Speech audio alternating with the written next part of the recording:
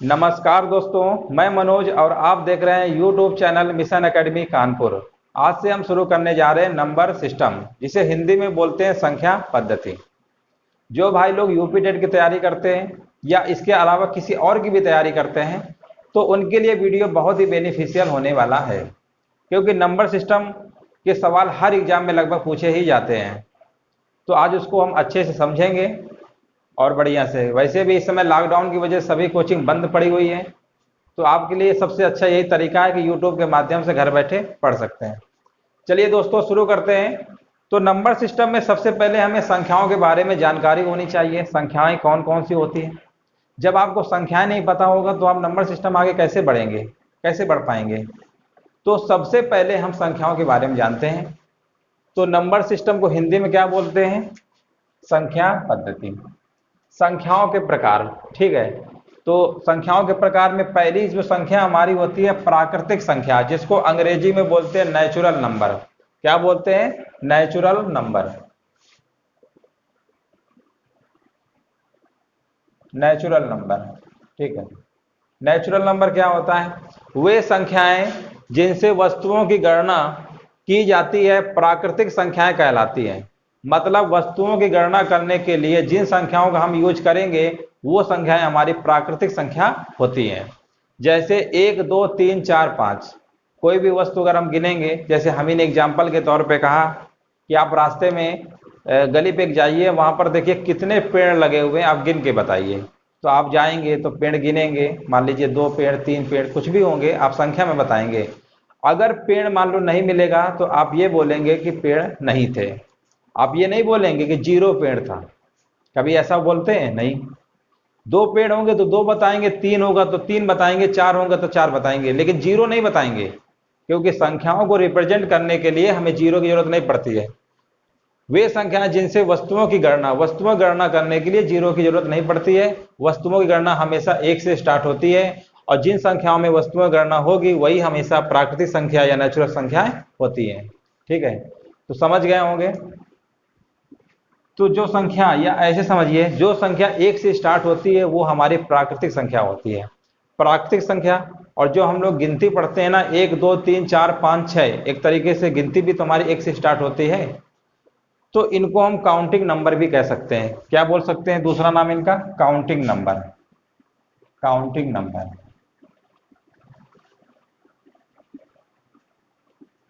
यानी प्राकृतिक संख्या को हम काउंटिंग नंबर भी कह सकते हैं। ठीक है। एक हमारी सबसे छोटी प्राकृतिक संख्या होगी, बड़ी संख्या नहीं होगी, क्योंकि इस हर नंबर देखिए, 1 के बाद 2 आता है, 3 आता है, 4 आता है, 5 आता है, 6, और हम ये नहीं तय कर सकते हैं कि सबसे बड़ी संख्या कौन सी होगी, लेकिन ये जरूर तय कर सकते हैं कि सबसे छोटी संख्या हमारी 1 होगी। ठीक है, समझ गए होंगे।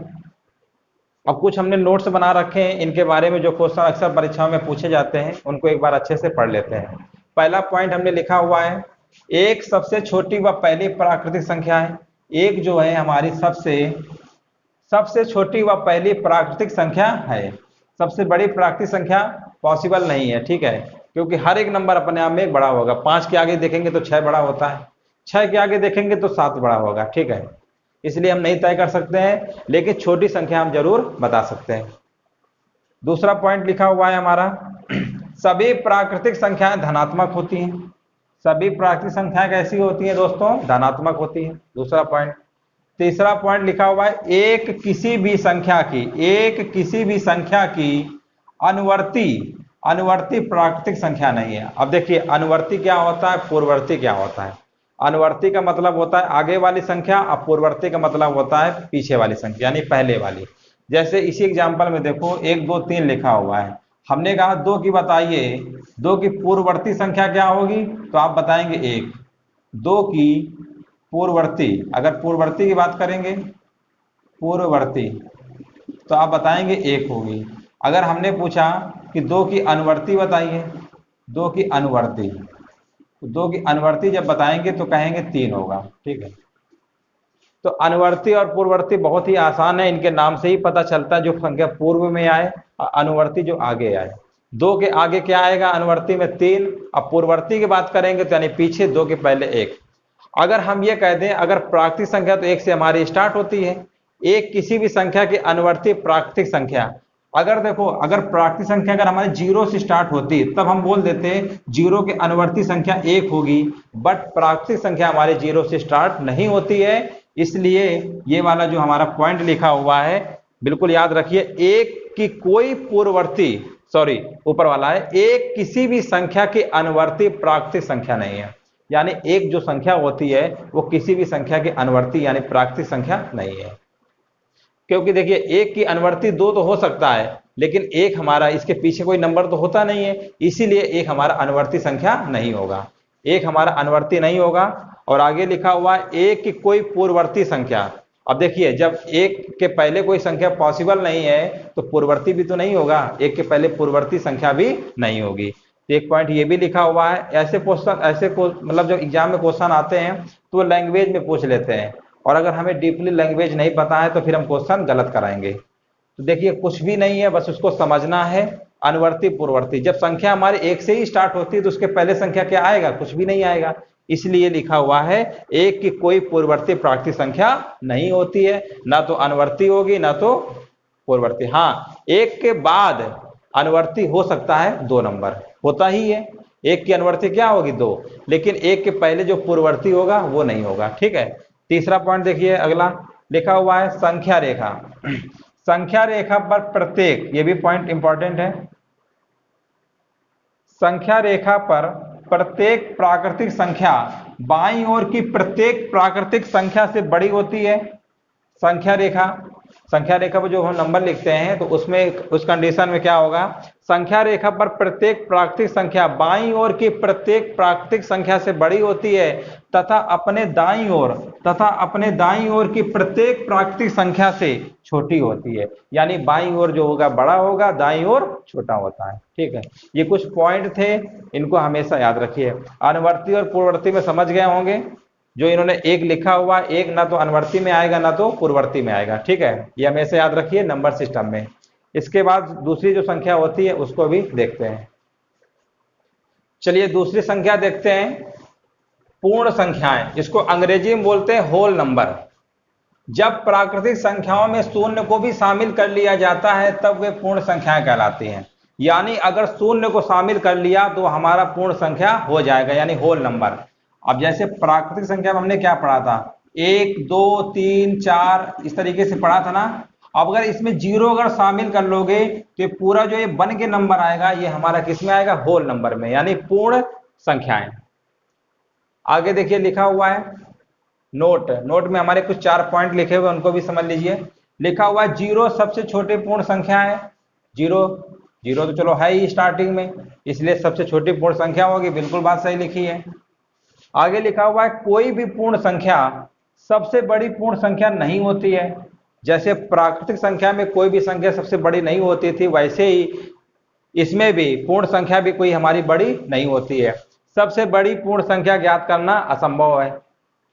तीसरा पॉइंट लिखा हुआ है जो बहुत इंपॉर्टेंट है, इसमें क्वेश्चन भी बनते हैं, पेपर में पूछे भी गए हैं। लिखा हुआ है सभी प्राकृतिक संख्याएं पूर्ण संख्याएं। मतलब प्राकृतिक संख्याएं, जितनी भी प्राकृतिक संख्याएं होंगी उनके अंदर हमारा पूर्ण संख्या आ जाएगा, लेकिन पूर्ण संख्याओं के अंदर, सभी पूर्ण संख्याओं के अंदर प्राकृतिक संख्या नहीं आएगा। वो भी देख लो कैसे होता है।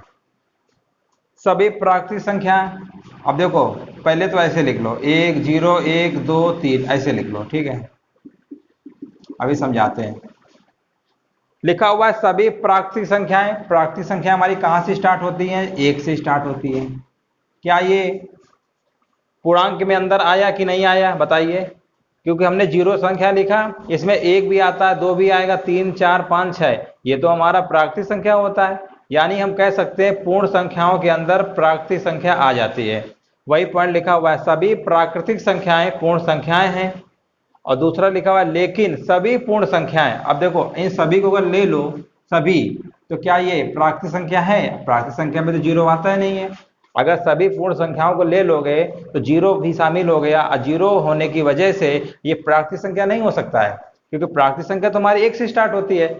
इसीलिए लिखा हुआ लेकिन सभी पूर्ण संख्या प्राकृतिक संख्या नहीं है। इस चीज को हमेशा याद रखिए।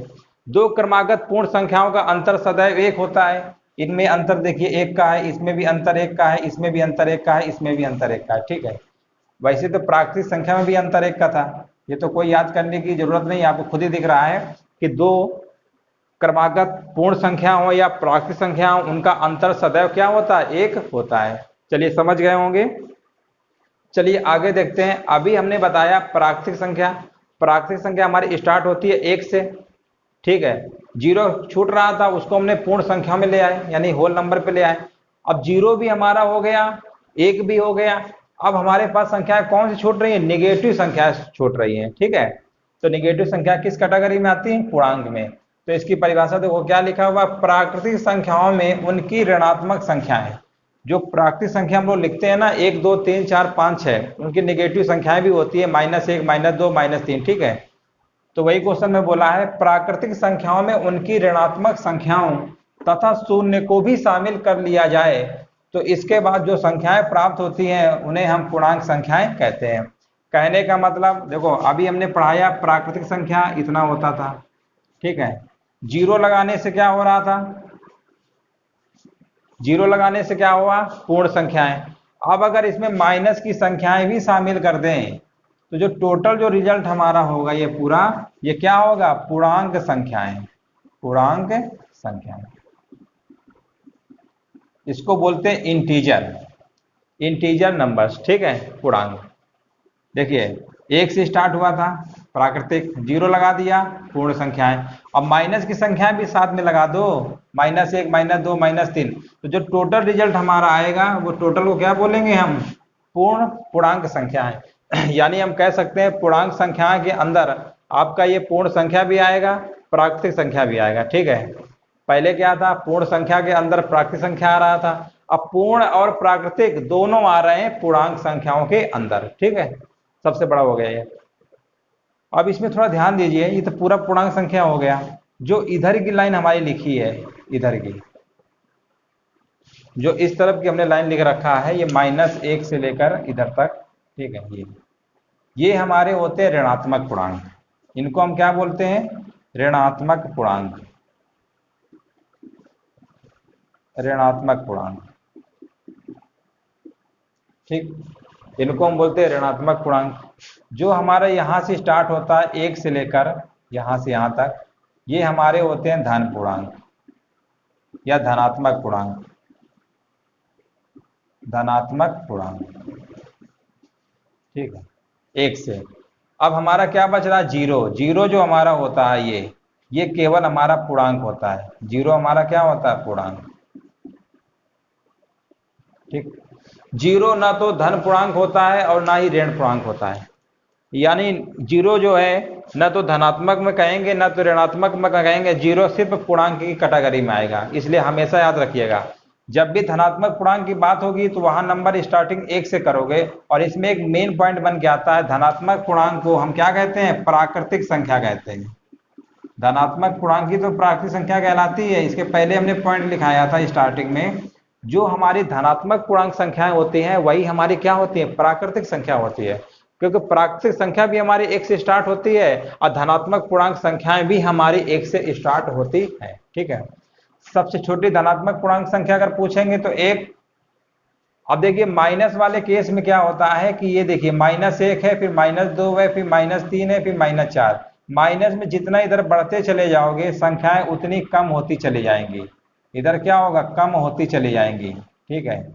अगर इस तरफ बढ़ोगे, इस तरफ, तो हमेशा बढ़ती चली जाएंगी, यानी बढ़ते क्रम में इधर, ठीक है, बढ़ते क्रम कह सकते हैं। ये बढ़ते क्रम में होता है और इधर क्या होता है, घटते क्रम में, घटते क्रम। एक नाम सुना होगा आरोही क्रम और एक अवरोही क्रम, सभी लोग जानते होंगे। आरोही और अवरोही का मतलब नहीं जानते, फिर भी हम बता देते हैं। देखिए एक हमारा होता है आरोही क्रम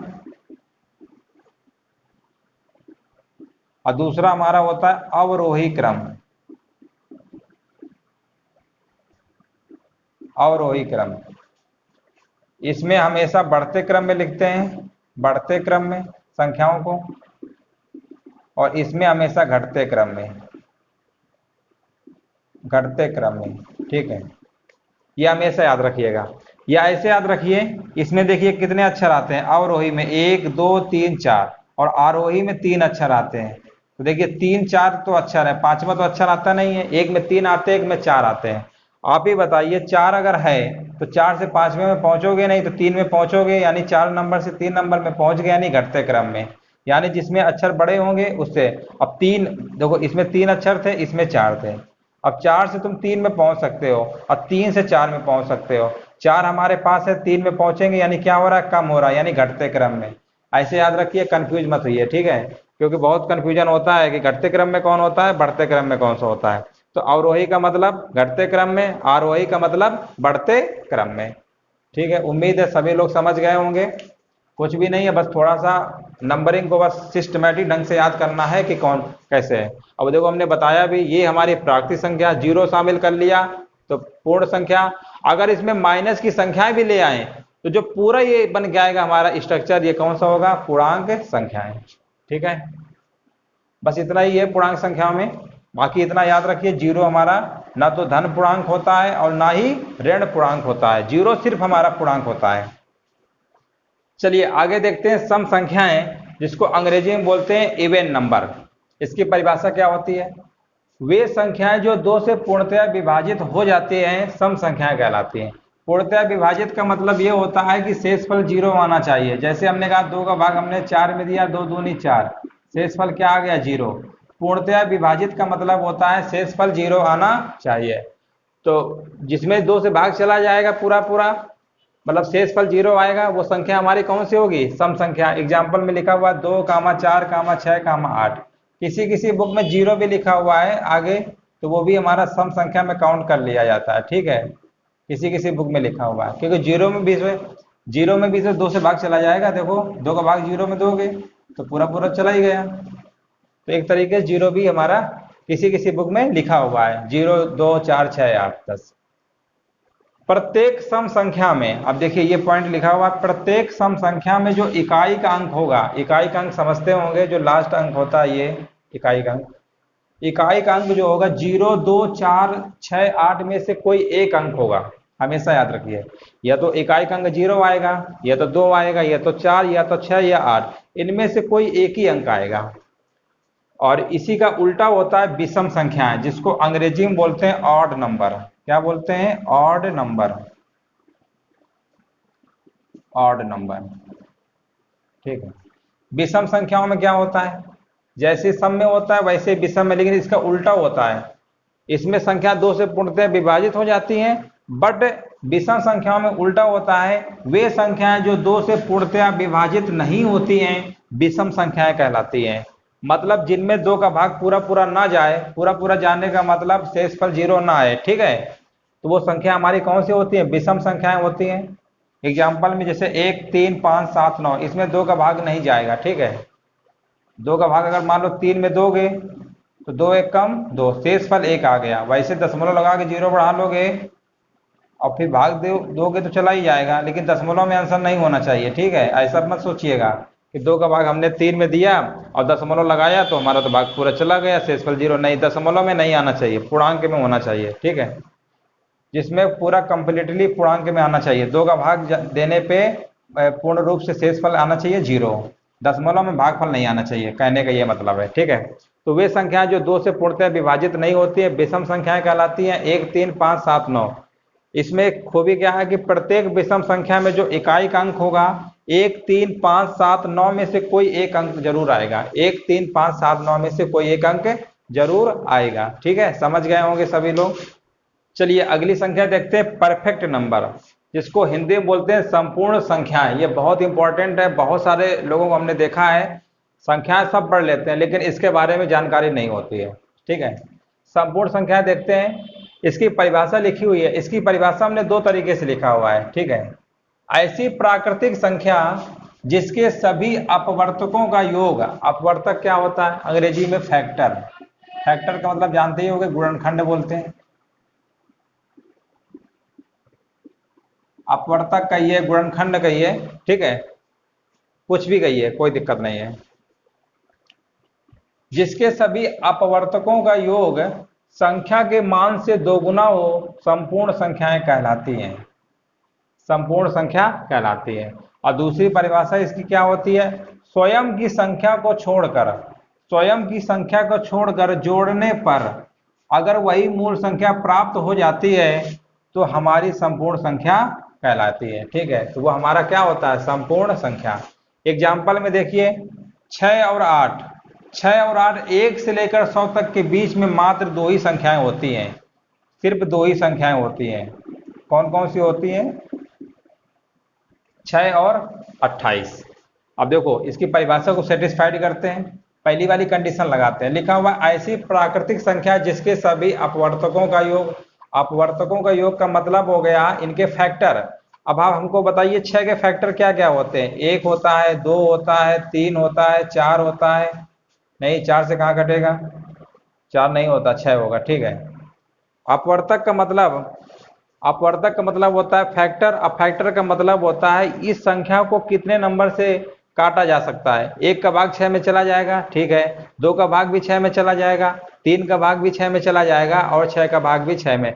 मतलब जितनी संख्याओं का भाग 6 में चला जाएगा उतने ही हमारे क्या होंगे, अपवर्तक होंगे। और इनका योग, इनको जोड़ोगे तो कितना आएगा, जोड़ोगे अगर 1 + 2 + 3 + 6, 6 3 9 तो 11 1 12, 12 आया।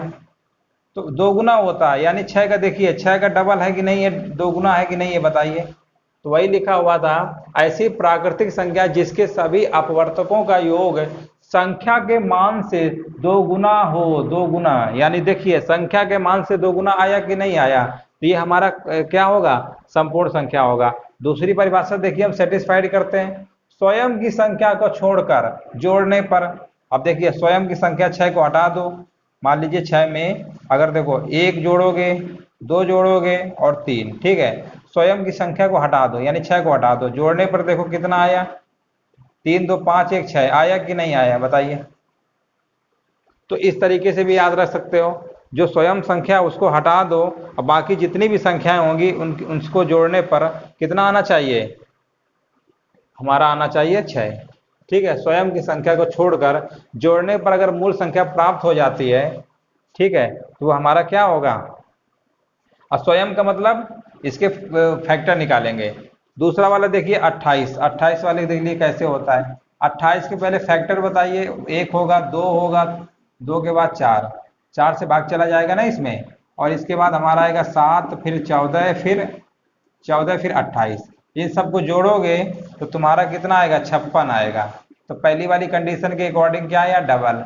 और दूसरी वाली परिभाषा के हिसाब से क्या है, स्वयं की संख्या को छोड़ दो, स्वयं की संख्या को छोड़ दो और जोड़ने पर क्या ये 28 आएगा, जोड़ोगे तो 28 ही आएगा, यानी दूसरी वाली कंडीशन के हिसाब से हो गया। ठीक है, मतलब सब फैक्टर निकाल लो और जो मूल संख्या थी उसको हटा दो, इनको जोड़ने पर अगर मूल संख्या प्राप्त हो गई तो हमारा क्या होगा, परफेक्ट नंबर होगा। ठीक है, दोनों परिभाषाओं से हमने बता दिया है, जो आपको अच्छा लगे उससे याद रखिए, कंफ्यूज बिल्कुल नहीं होना है। ठीक है, या ऐसे याद रखिए, सबसे बढ़िया यही तरीका है कि जो भी संख्या दिया हो उसके फैक्टर निकाल लो, सबको जोड़ लो, अगर संख्या से दो गुना यानी डबल आ गया तो वो हमारा क्या आएगा, परफेक्ट नंबर। और कभी कभी प्रश्न पूछ लेता है कि 1 से लेकर 100 तक के बीच में कितनी संपूर्ण संख्याएं होंगी, तो उसका आंसर हमारा होगा दो संख्याएं। कौन कौन सी होंगी, 6, 28। अगर ये पूछ लेता है सवाल में सबसे छोटी संपूर्ण संख्या बताइए, सबसे छोटी संपूर्ण संख्या अगर पूछेगा तो 6 होती है। सबसे छोटी संपूर्ण संख्या अगर पेपर में अगर पूछता है, सवाल पेपर में अगर आता है तो उसका आंसर हम क्या बताएंगे, 6। सबसे छोटी संपूर्ण संख्या हमारी 6 होती है। ये कुछ हमारे पॉइंट थे, आप सभी लोग अच्छे से समझ जाइए, इसको बार बार देखिए। अगर कहीं डाउट होता है तो कमेंट बॉक्स में फिर से हमसे पूछ लीजिएगा कि सर आपने ये चीज हमको बताया था, हमको समझ में नहीं आया, तो हम फिर से बता देंगे। ठीक है, चलिए अगली संख्या देखते हैं, रामानुजन संख्या क्या होती है। ठीक है, ऐसी लघुत्तम प्राकृतिक संख्या जिसे दो संख्याओं के घनों के योग के रूप में दो विभिन्न तरीकों से, विभिन्न का मतलब होता है दो अलग अलग तरीकों से लिखा जा सके, रामानुजन संख्या कहलाती है। ठीक है, मतलब ऐसी संख्या जिसको अगर हम दो घनों के रूप में लिख सकें दो तरीके से, घनों का मतलब समझते हो ना, उसका घन करने पर दो संख्या लें, उनका घन करें और वो भी दो अलग अलग तरीके से, और उनका योगफल कितना आना चाहिए, 1729। अब 1729 हमारी कैसी संख्या होती है, रामानुजन संख्या होती है। देखो दो संख्या हमने एक 10 लिया और एक 9 लिया, 10 का जब क्यूब किया हमने, 10 का क्यूब किया और 9 का क्यूब किया, तो 10 का क्यूब कितना होता है 1000। 9 का क्यूब करोगे तो कितना आएगा, 9 नहीं 81 यानी 729 आएगा। कितना आएगा 729। ठीक है, 9 का क्यूब समझते होगे ना, 9 का क्यूब ऐसे होता है 9 गुणे 9, 3 बार मल्टीप्लाई कर दोगे, पावर 3 होगा तो 3 बार मल्टीप्लाई करते हैं तो 81, इसका 81 आएगा, फिर 9 तो कितना आ गया 729। ऐसे 10 की पावर 3 का मतलब क्या होता है 1000। जोड़ने पर देखिए 1729 आया कि नहीं आया। और इसका भी एक तरीका एक और है, एक तरीके से ये लिख सकते हैं। देखिए जब दो तरीके से लिखोगे तभी वो रामानुजन संख्या में काउंट होगी, हमेशा याद रखिए। एक तरीका चलो ये दिखा दिया कि 10 की पावर 3, 9 की पावर 3 मतलब 1729 आ गया। दूसरा तरीका देखिए 12 का क्यूब का मतलब होता है, 12 का क्यूब का मतलब होता है 12 गुणे 12, 3 बार करोगे, अब प्लस 1 का क्यूब का मतलब 1 ही होता है, इसका मल्टीप्लाई करोगे तो कितना आएगा 144, फिर से 12 का मल्टीप्लाई करोगे, है ना। जब 12 का मल्टीप्लाई कर दोगे ये तुम्हारा आ जाएगा 1728, और आगे एक लिखा ही है, यानी टोटल हमारा आ जाएगा 1729। ठीक है, तो दूसरा तरीके से भी हमने लिख के दिखा दिया। तो कहने का मतलब जब संख्या को दो तरीके से घनों के योग के रूप में लिख के दिखा देंगे, वही संख्या हमारी कौन सी होती है, रामानुजन संख्या। हालांकि इतना इंपॉर्टेंट नहीं है, फिर भी अगर कभी एग्जाम में पूछ ले तो हमेशा याद रखिए 1729 हमारी क्या होती है, रामानुजन संख्या होती है। इसके बाद अभी हमारी भाज्य संख्याएं, अभाज्य संख्याएं, परिमेय संख्याएं, अपरिमेय संख्याएं, वास्तविक संख्याएं, ये सब अभी छूट गया है। तो ये जो सेकंड इसका वीडियो होगा पार्ट 2, उसमें हम सब बताएंगे। चलिए सभी लोगों को उम्मीद है समझ गया होगा, समझ गए होंगे। अगर किसी में भी किसी को कोई भी डाउट हो तो कमेंट बॉक्स में जरूर पूछिए। वीडियो देखने के लिए धन्यवाद।